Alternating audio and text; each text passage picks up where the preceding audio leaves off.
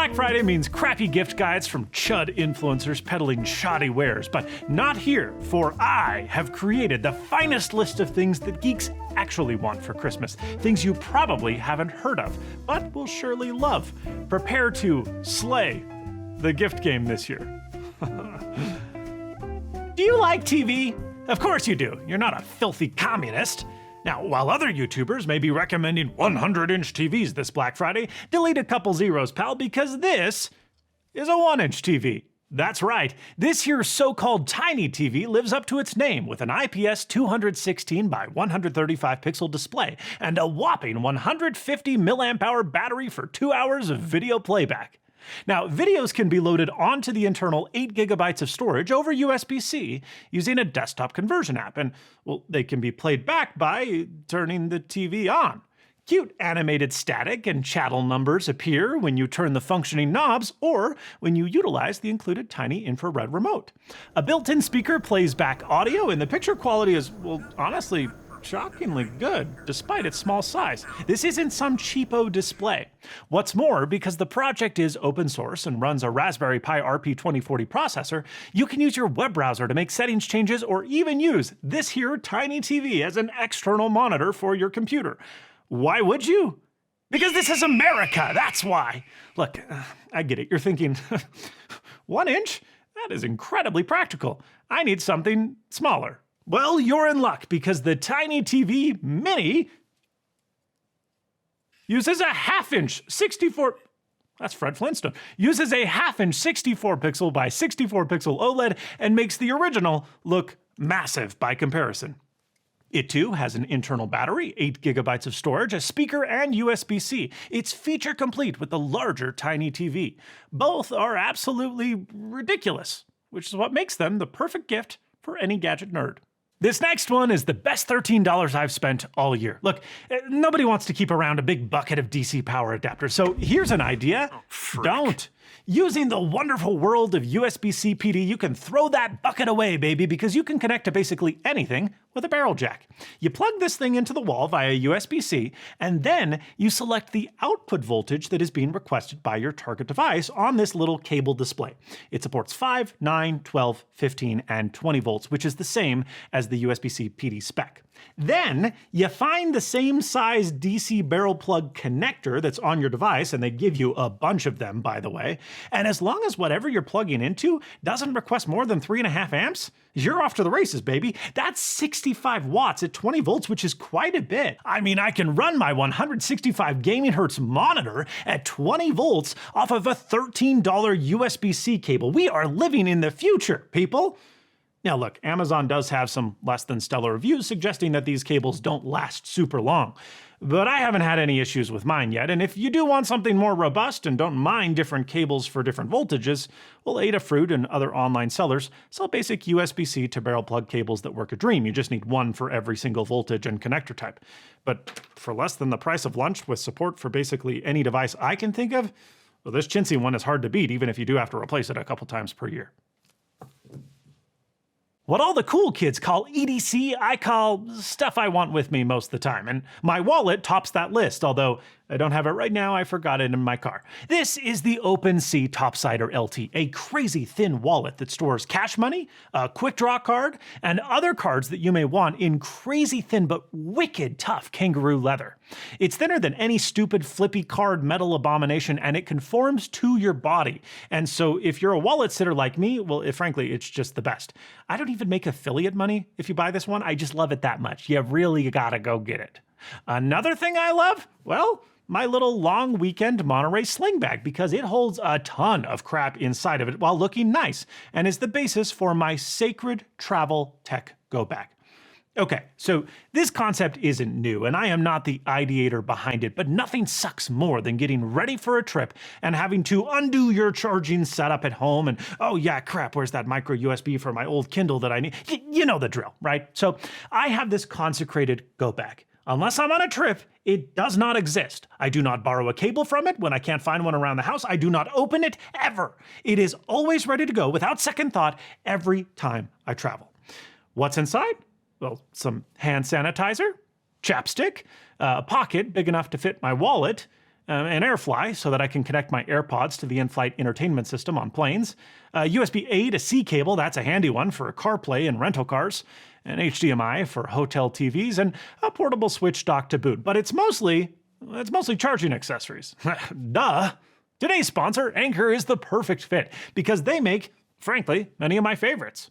My go-to gallium nitride charger is their Prime 100 watt. It offers 100 watts to laptops, a 65-35 split to multiple devices, and even includes USB-A for those finicky USB-C devices that don't do PD negotiation. Shame on them.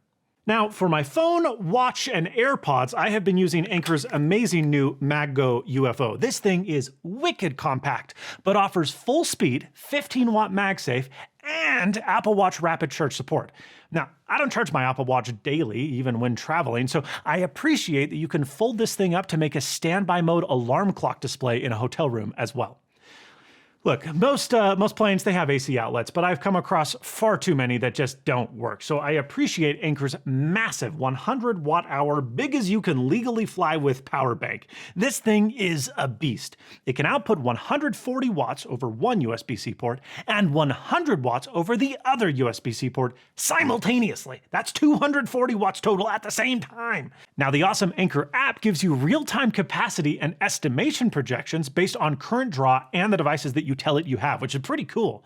But I think the way it charges itself is frankly as cool as the way it charges everything else, because you can go from 0 to 100% capacity, 100 watt hours, in just 37 minutes, using both USB-C ports of input to provide 170 watts to the battery. This is bananas. Or when you're at home, well, you can just pop it magnetically on top of Anker's handy-dandy charging base, which supplies 100 watts of power to it along with all of your other devices. Anker's current Black Friday deal on their 250-watt Prime charging station is, frankly, bananas. With 4 USB-C ports and 2 USB-A ports, there is room for everything. And you can use the built-in knob or hook it up to Wi-Fi to monitor and set per-port charging profiles from anywhere on Earth. With an internet-synced clock, it is the perfect bedside companion. I mean, 250 watts of throughput. Now, for a desk, you'd be better suited with their Prime docking station, which supplies Ethernet, 10 gigabits per second USB, and multi-display support to your laptop while offering up to 160 watts of output to other devices that are on your desk. Games! You like them, and so do I. Anbernic's RG35 line has been around for a few years. There is a dozen or so of these $50-ish portable devices that all run the same system on chip. They can play basically anything up to and including a portion of the PS1 and N64 catalog. So you basically just have to decide what form factor and feature set is important to you. And my two favorites at the moment are this, the SP, which as the name so entails takes heavy inspiration from Nintendo's 2003 handheld, and then there is the Cube XX. This one has only been out for about a month, but it has a gorgeous 1x1, so square 720p display on a candy bar form factor with dual analog sticks. Now, the SP excels at, the consoles you would expect. The controls are clicky, just as the original Game Boy Advance SP was, and the D-pad is good. You can always utilize this clamshell lit for a quick hibernate and resume, which is handy, and frankly, it's really fun. Now, the Cube's square display looks amazing for Game Boy, Game Gear, Neo Geo Pocket, arcade cabinets, and other squarish style consoles.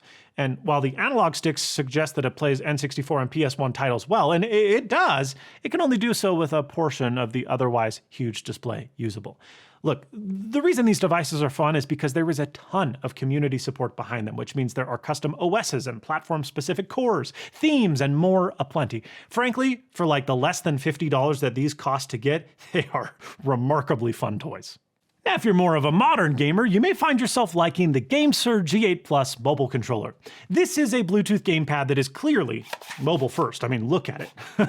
But it's compatible with basically anything, from PC to Switch and more. And what I like about it is that it doesn't feel like a mobile controller. It's like a console controller that can do mobile.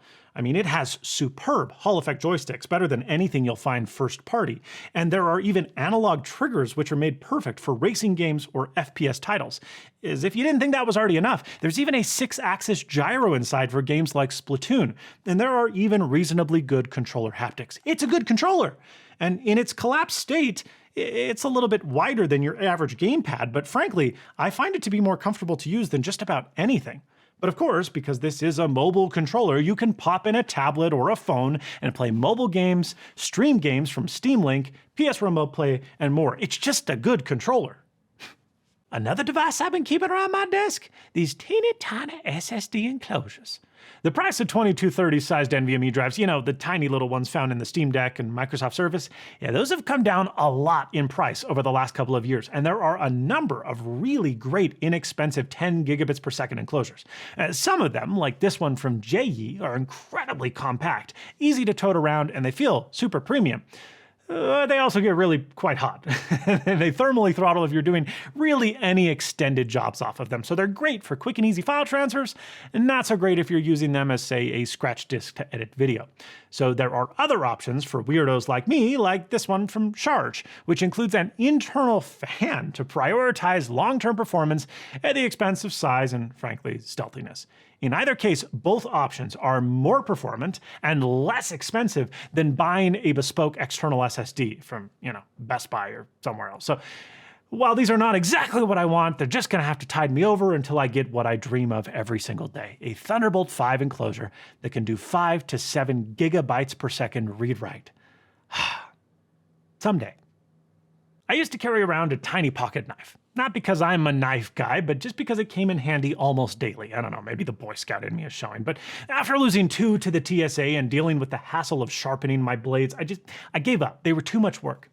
But I recently came across this, the Exceed Tyrant M, and I love it. This is an ultralight titanium knife that holds cheap disposable utility blades using a magnetic locking system. Listen to this.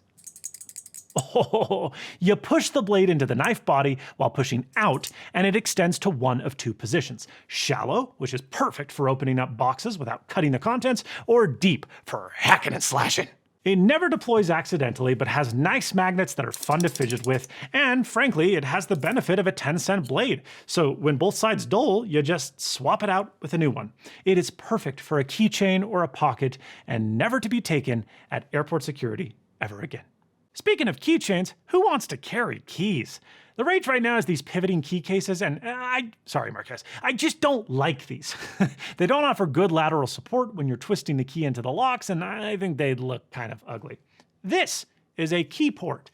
I first reviewed this 13 years ago, and my, have they come a long way with subsequent versions. It is a titanium square that lets you slide your keys in and out at the press of a button.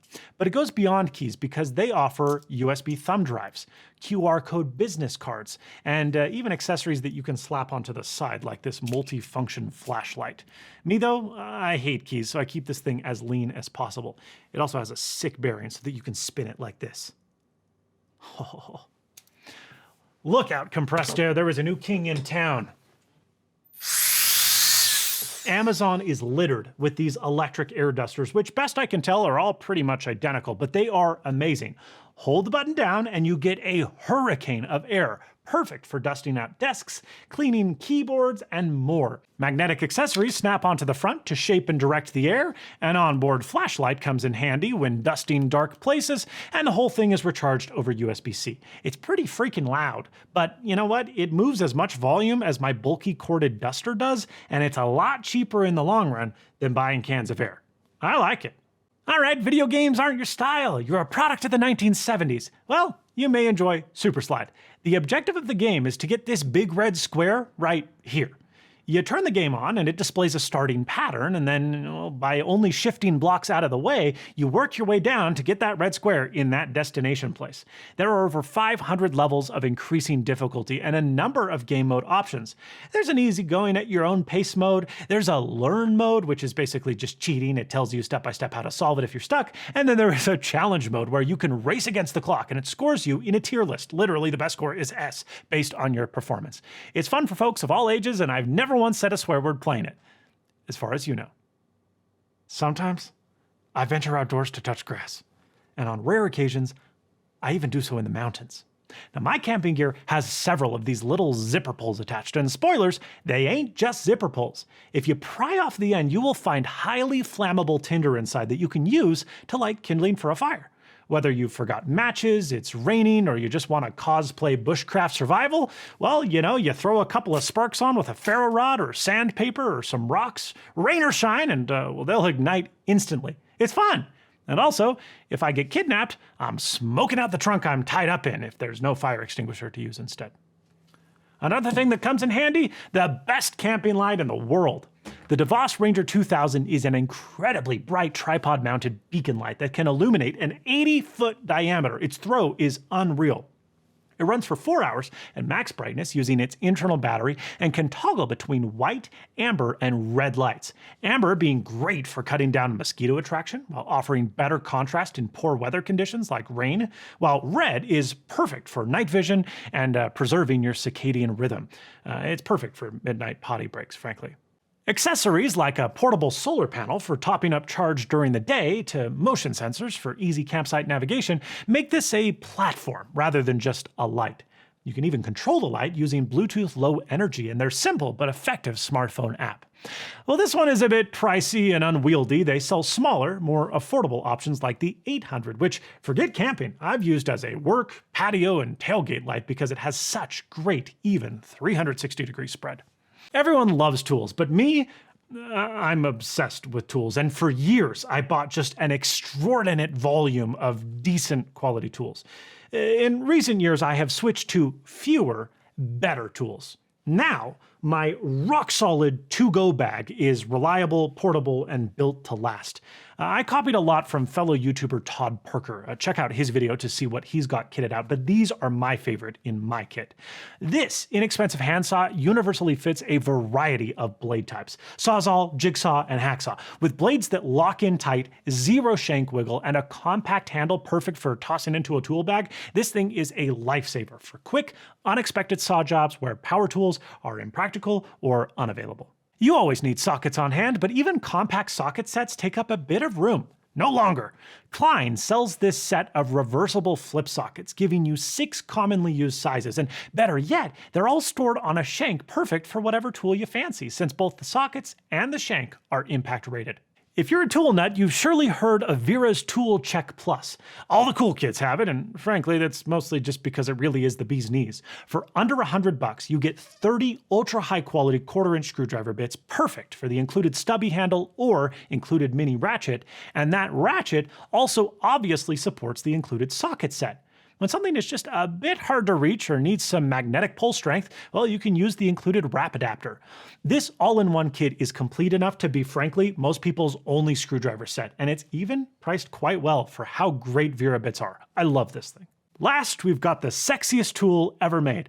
The Knipex wrench pliers. These do exactly as their name suggests, acting as a quick adjustable wrench, and one with handy ratcheting action at that for speedy screwing. As long as force is applied to the top handle, you can let go of the bottom handle entirely. I've literally stood on these before for leverage, and it worked perfectly.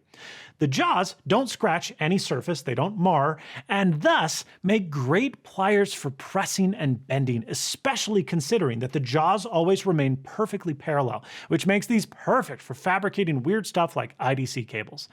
I know, I'm strange. One thing that didn't make it into my tool bag but earns a spot in my home office drawer is this Hozo Neo Ruler Go. This gadget is a bit pricier than your average tape measure, yes, but it sure is more convenient. Push the side button to see the OLED display and alignment laser illuminate, and then simply drag the tool across the thing that you'd like to measure, whatever texture, surface, or shape that may be, and you will get shockingly precise measurement values. Enter the pitch mode, and it will even use an onboard gyroscope to take into account tilt data for measuring length through corners that are difficult to access. Look, this thing is mostly designed for drafting, and it has a bunch of fancy scaling features that I don't understand and have never used. But even for basic measurements, it does have handy stuff like real-time unit conversion, Bluetooth for recording history on your phone, and the few times per year that you'll need to juice it up, you can just do so over USB-C. And well, that's all from me. What are some of your favorite gadgets that you don't think people know about? Something that you can't live without? Let us know in the comments down below. But thank you so much for watching, happy holidays, and stay snazzy.